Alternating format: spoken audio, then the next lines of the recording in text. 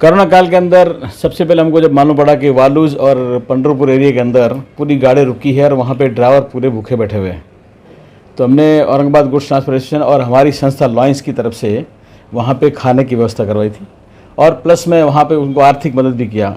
उनको जाने के लिए ट्रैवल्स के लिए हमने व्यवस्था की, मतलब पुलिस वालों से बात करके उनको अलाउ किया और उनको गंतव्य स्थान पे पहुँचाया।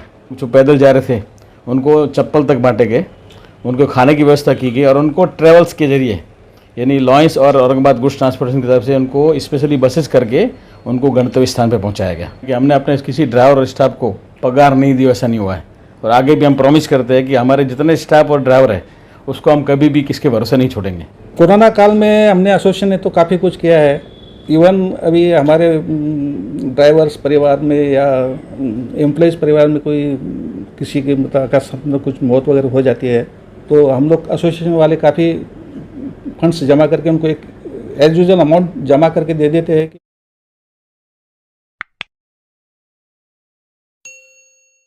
आप देख रहे हैं एसडीएम न्यूज़, महिर अंसारी। आज हम अब्बास ट्रांसपोर्ट आए हैं, ये जाफर गेट में इनका कार्यालय ऑफिस है और आने का कारण ये है, हम तमाम दर्शकों को बता दें कि कोरोना काल में हमने देखा है कि पूरा भारत बंद था, पूरा देश बंद था, तमाम गाड़ियां थमी हुई थी और उस समय ड्राइवर है, किन्नर है, हमाल एक भुखमरी की कगार पे थे। वैसे हर पूरे देश की या पूरे महाराष्ट्र में अलग अलग संगठनों ने, एनजीओस ने काम किया है, सरकारों ने भी कहीं ना कहीं मदद की है, लेकिन इनकी भी अपनी भूमिका थी। चलिए पूरे विस्तार से जानना चाहेंगे कि कोरोना काल में आपका कार्यकाल कैसा रहा, आपकी कमेटी ने किस प्रकार से काम किया। सर, आपका शुभ नाम बोलिए और इसके बारे में थोड़ा विस्तार से जानकारी दीजिए। मेरा नाम जय कुमार थानवी है, मैं औरंगाबाद गुड्स ट्रांसपोर्टेशन का जनरल सेक्रेटरी हूँ। कोरोना काल के अंदर सबसे पहले हमको जब मालूम पड़ा कि वालूज और पंडरपुर एरिया के अंदर पूरी गाड़ी रुकी है और वहाँ पे ड्राइवर पूरे भूखे बैठे हुए हैं, तो हमने औरंगाबाद गुड्स ट्रांसपोर्टेशन और हमारी संस्था लॉयंस की तरफ से वहाँ पे खाने की व्यवस्था करवाई थी और प्लस में वहाँ पे उनको आर्थिक मदद भी किया। जैसे कुछ लोग जो थे उनको जो एक किट बना के दिया था, 15-20 दिन का खाने का किट बना के दिया। उनको जाने के लिए ट्रैवल्स के लिए हमने व्यवस्था की, मतलब पुलिस वालों से बात करके उनको अलाउ किया और उनको गंतव्य स्थान पे पहुंचाया।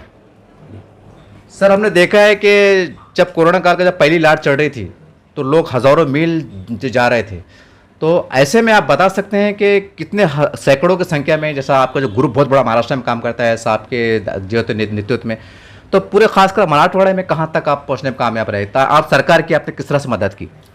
हम लोग औरंगाबाद डिस्ट्रिक्ट में पूरा बुक किए, सिल्लोड साइड से वैजापुर, इधर अपना बालूच एरिया, नगर डिस्ट्रिक्ट तक हम लोगों ने उनकी मदद की है। जैसे लोग जो पैदल जा रहे थे उनको चप्पल तक बांटे गए, उनको खाने की व्यवस्था की गई और उनको ट्रैवल्स के जरिए यानी लॉयंस और औरंगाबाद गुड्स ट्रांसपोर्टेशन की तरफ से उनको स्पेशली बसेस करके उनको गंतव्य स्थान पर पहुँचाया गया। सर, हम देखते हैं कि हर एनजीओ और जो भी इस तरह की संगठनें होती है उनकी एक अपने प्राइवेट हॉस्पिटल भी होते हैं, जो सरकार से टाइप होते हैं या प्राइवेट होते हैं।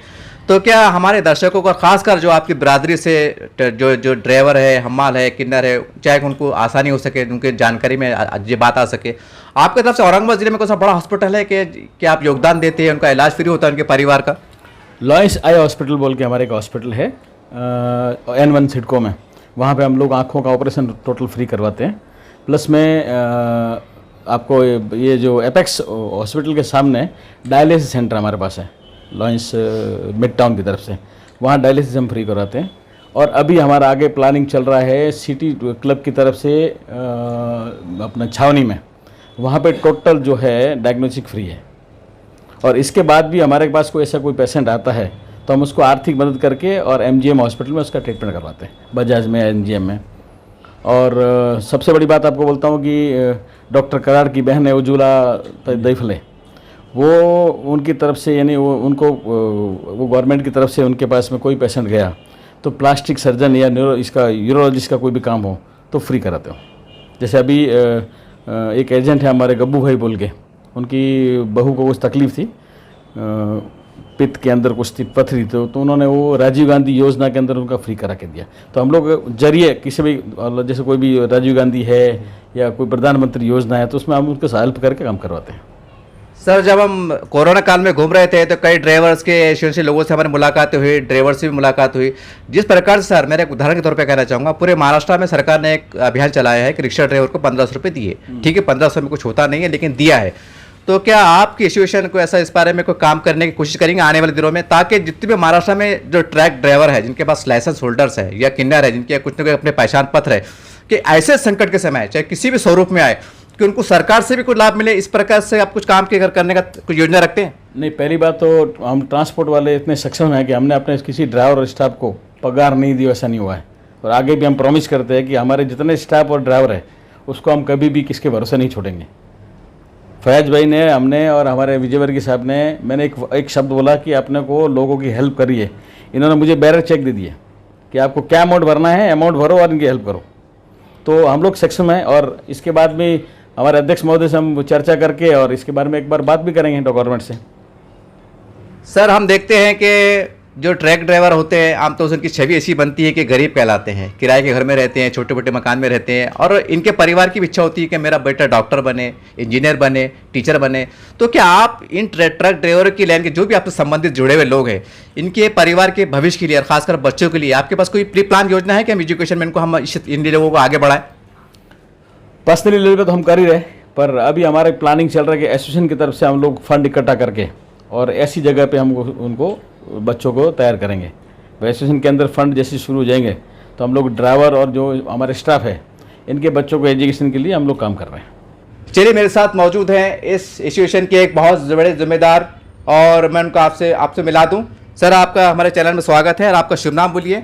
और सर, आप भी कहने के जवाबदार व्यक्ति हैं, तो आप बता सकते हैं हमारे दर्शकों को, और खासकर जो आपकी बिरादरी मीन्स जो ड्राइवर है, किन्नर है, हमाल है, कि हम आपके लिए कुछ नया करने जा रहे हैं, और वो क्या नया हो सकता है आज के नए दौर के हिसाब से? मैं राजेंद्र विजयवर्गीय, मेरा ट्रांसपोर्ट का बिजनेस है। गुड्स ट्रांसपोर्ट एसोसिएशन में मैं कमेटी में एग्जीक्यूटिव कमेटी मेंबर हूँ। कोरोना काल में हमने एसोसिएशन ने तो काफ़ी कुछ किया है। इवन अभी हमारे ड्राइवर्स परिवार में या एम्प्लॉयज़ परिवार में कोई किसी के मतलब कुछ मौत वगैरह हो जाती है तो हम लोग एसोसिएशन वाले काफ़ी फंड्स जमा करके उनको एक एज यूजल अमाउंट जमा करके दे देते हैं कि भाई उससे परिवार थोड़ा उनका निभ जाए। और भविष्य में तो अभी अब प्लानिंग तो अभी हम लोगों को चल ही रहा है, ऐसा कुछ ना कुछ ड्राइवर लोगों के लिए कुछ सोचने कुछ करने के लिए, जैसे उनके इंश्योरेंस करने के, मेडिकल के करने के, मेडिकल हम खुद ही बनाने का सोच रहे हैं सब लोगों का। सर, हम देखते हैं कि आमतौर से ट्रक ड्राइवर जितनी भी होती है, ये हमारे मीडिया का सर्वे भी रहा है, हमारा खुद का व्यक्ति का सर्वे भी रहा है कि इसमें 50% ज़्यादा लोग किराए से रहते हैं। तो क्या ऐसा माना जाए कि जैसा जो बेघर लोग हैं, आपकी एसोसिएशन कुछ गवर्नमेंट से बातचीत करके सरकार की ज़मीन बोलिए या आपके खरीद कर बोलिए, एक घरकुल योजना के तौर पे आप जो तो घर दिलाने का प्रयास करें ताकि उनको एक छत मिल जाए? अभी तक तो ऐसा भी मतलब कोई विचार नहीं है, लेकिन इस अच्छा सजेशन है आपका। इसके बारे में हम लोग एसोसिएशन में बात करेंगे, भाई ऐसा ड्राइवर बेघर है जो उसको क्या कुछ कर सकते हैं क्या कर